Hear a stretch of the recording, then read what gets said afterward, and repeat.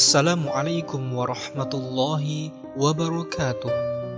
Sahabat Al-Kisah, istri Abu Lahab bernama Arwa binti Harb bin Umayyah yang merupakan salah satu penentang kuat bagi Nabi Muhammad SAW. Nama populernya adalah Ummu Jamil. Dia putri dari Harb, pimpinan besar suku Quraisy. Garis keturunan tersebut membuat Ummu Jamil disegani dan menonjol di sukunya. Lalu dia menikahi Abu Lahab yang tak lain adalah paman Nabi Muhammad SAW. Ummu Jamil dan Abu Lahab punya 6 anak, yaitu Utbah, Utaibah, Mu'attab, At-Tura, Al-Uzza, dan Khalidah. Orang-orang kafir mulai memusuhi Nabi Muhammad SAW ketika wahyu turun. Saat itu, Nabi Muhammad SAW berdakwah dan mengajak orang-orang kala itu untuk meninggalkan berhala. Namun, dakwahnya mendapat penolakan dari banyak kaum, termasuk Abu Lahab dan istrinya. Pasangan ini mendukung perlawanan dan membantu menyakiti Nabi Muhammad SAW.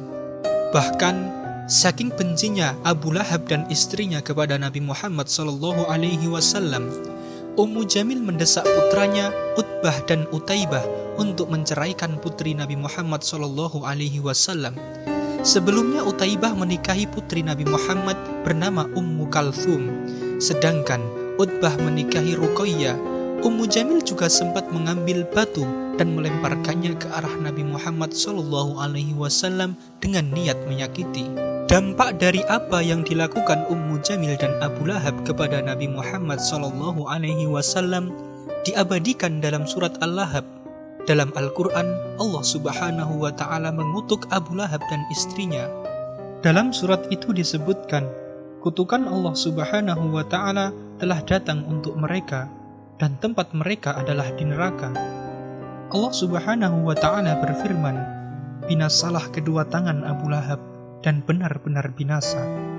Tidaklah berguna baginya hartanya dan apa yang dia usahakan. Kelak dia akan masuk ke dalam api yang bergejolak, dan istrinya adalah pembawa kayu bakar. Di lehernya ada tali dari sabut yang dipintal.